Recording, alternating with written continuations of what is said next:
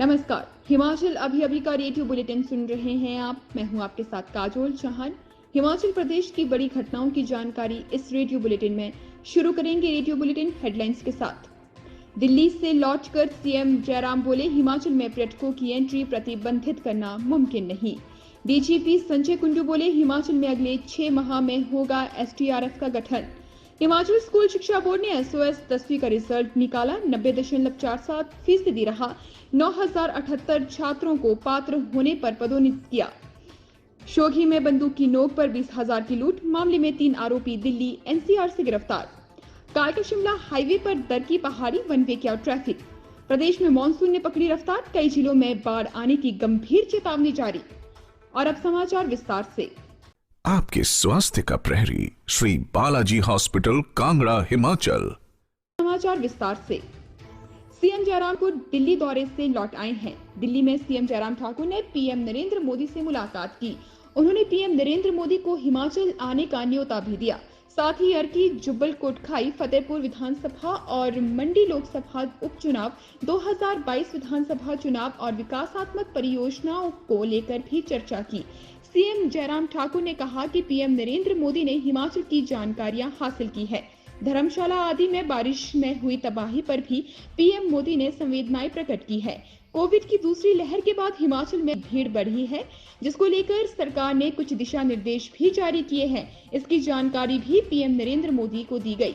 CM Jairam Thakur ने कहा कि पर्यटक हिमाचल प्रदेश की आर्थिकी है, इसलिए पर्यटक की एंट्री को प्रतिबंधित नहीं किया जा सकता, लेकिन भीड़ को नियंत्रित करने के निर्देश दिए गए हैं।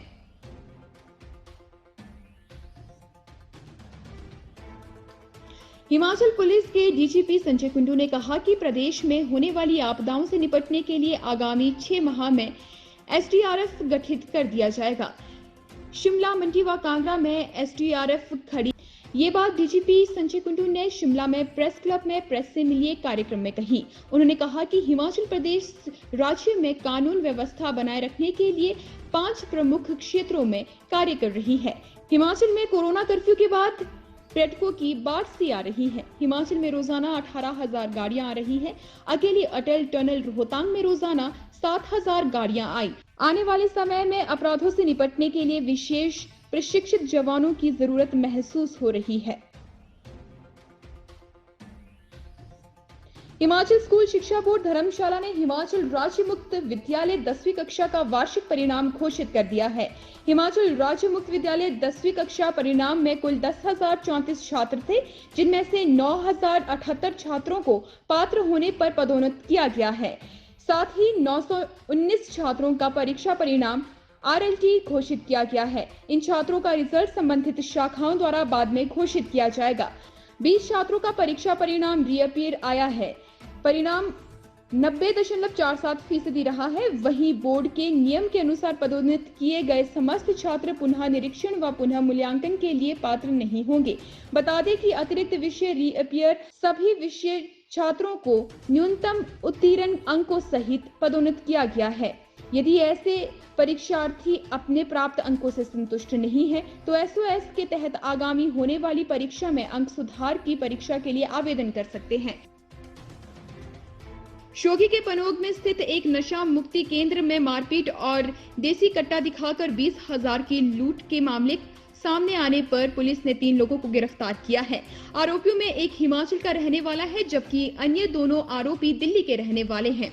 इस मामले में शिमला एसपी मोहित चावला ने सोमवार को पत्रकारों से बातचीत करते हुए कहा कि हमें बीते 17 जुलाई को इस मामले में एफआईआर दर्ज करवाई थी और पुलिस की ओर से आरोपियों को पकड़ने के लिए 3 टीमें बनाई गई थी। शिकायतकर्ता की ओर से बताए गए हुलिया और पते के पुलिस ने मुख्य आरोपी प्रशांत और सबली ठाकुर को गिरफ्तार किया है, जबकि एक अन्य आरोपी दीपक को गुड़गांव से पकड़ा है। उनका कहना है कि प्रशांत बिलासपुर का रहने वाला है, जबकि सबली ठाकुर और दीपक नई दिल्ली के रहने वाले हैं। शेष समाचार ब्रेक के बाद।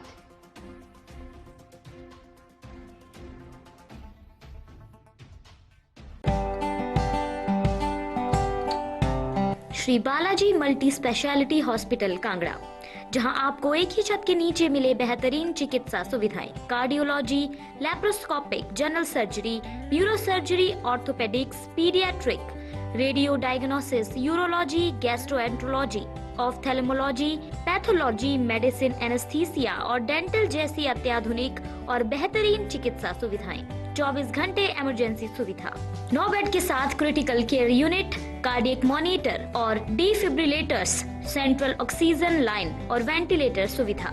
हिमाचल प्रदेश के सबसे बड़े निजी स्वास्थ्य सेवा प्रदाताओं में से एक Shri Balaji multi speciality hospital Kangra राष्ट्रीय स्वास्थ्य बीमा योजना के साथ सूचीबद्ध Shri Balaji multi speciality hospital Kangra BPL परिवारों के लिए अस्पताल में कैशलेस भर्ती होने के साथ ही ईसीएच की भी सुविधा।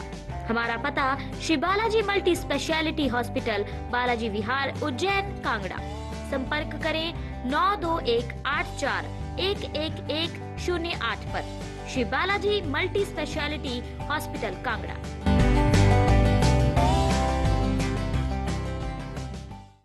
विभाग के रेड अलर्ट के बीच सोमवार को भारी बारिश ने तबाही मचाई। प्रदेश में जगह जगह भूस्खलन और बाढ़ से जनजीवन प्रभावित है। कालका शिमला नेशनल हाईवे पर सोलन और सनवारा के समीप पहाड़ी दरक गई है। इसके चलते हाईवे पर वाहनों की आवाजाही को वन वे कर दिया गया है। भूस्खलन के बाद हाईवे करीब 15 मिनट तक बंद रहा। फोलिन कंपनी के कर्मचारियों और पुलिस ने मौके पर पहुंचकर हाईवे को वन वे कर वाहनों की आवाजाही शुरू की। हाईवे पर वाहन रेंग रेंग कर चल रहे हैं। हालांकि इस भूस्खलन से किसी तरह का जानी नुकसान नहीं हुआ है। चालकों से वाहन सावधानी पूर्वक चलाने का आग्रह किया गया है। फोलेन पर जगह जगह भूस्खलन का खतरा बना हुआ है। ऐसे में सभी को एहतियात बरतने की सलाह दी गई है।